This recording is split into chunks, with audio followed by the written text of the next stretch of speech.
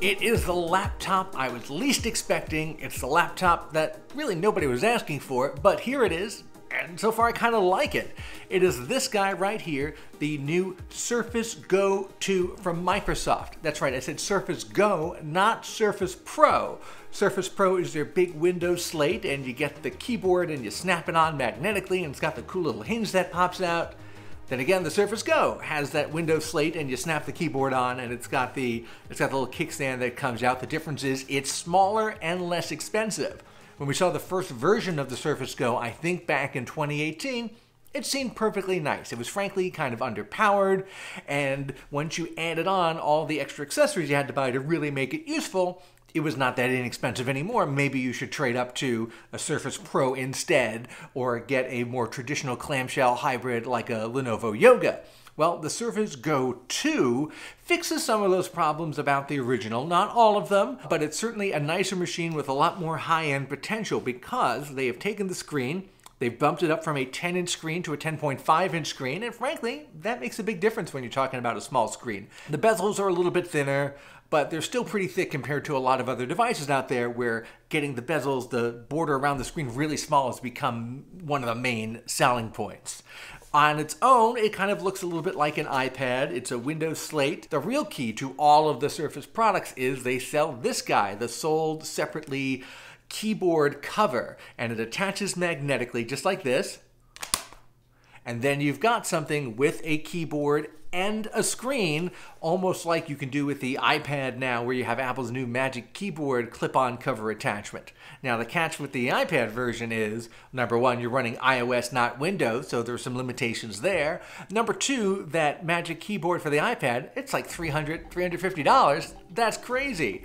Then again, I used to say the Surface keyboards were crazy, because when you buy a Surface, whether it's a Surface Pro or if it's a Surface Go like this guy, it's $399 to start with this, but guess what? What comes in the box is just this, nothing else. If you want the keyboard, that is $129. You can get a super plain Jane one for $99, but the nice ones with the fabric cover and the colors, those are $129. If you want the Surface Pen, that's another $100 on top of that. And when you're starting at $399 for the product itself, that really adds up. It's a big additional expense, and you end up spending a lot more than you expected to. That said, the combination of the Surface Go and the keyboard is a pretty nice one.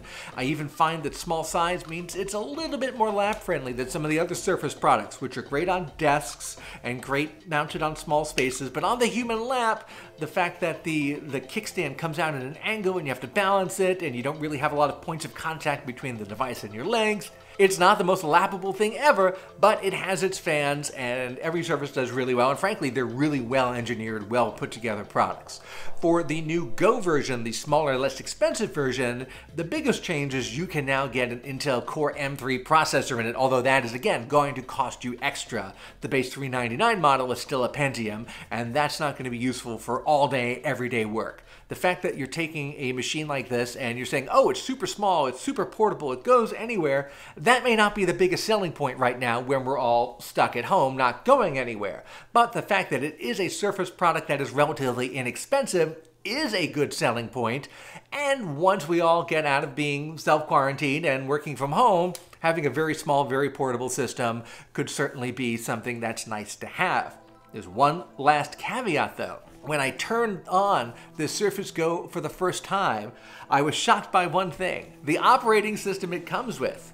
It's not regular Windows 10. It is something that they used to call Windows 10S, which I had not heard about in the last couple of years because it was mentioned a few times and then seemingly never mentioned again. It was a stripped-down version of Windows that would only run certain pre-approved apps from the Microsoft Windows App Store, which is frankly not the world's greatest app store. And a lot of stuff you want to do, even things like installing the web browser Chrome, just are not going to work on it. Now, it's called Windows 10 in S mode now to kind of make you understand it's not really that different. It's still Windows 10. So as soon as you start to load up a program that is not compatible with it, it says, do you really want to run this? Well, okay, press here, but don't say we didn't warn you. And literally in 10 seconds, you've got regular Windows 10 on here. They say you can't go back to Windows 10S, so be careful. Don't worry about it. You don't want to go back, and that should be the first thing that you do. I'm just going to leave that in. I love that the Surface Go, this new second version, is very portable. It's made some processor and screen updates. I think the keyboard is still one of the best engineered things I've seen in the laptop scene in many, many years. It does still bum me out that you have to pay extra for the keyboard. It should come in a box. It's practically required. No one would ever buy a Surface and not want to get the keyboard to go along with it. That said, if you want that combination of super small, super light, and not all that expensive, even if you're throwing an extra $129 for the keyboard, then you might want to take a look at the Microsoft Surface Go 2.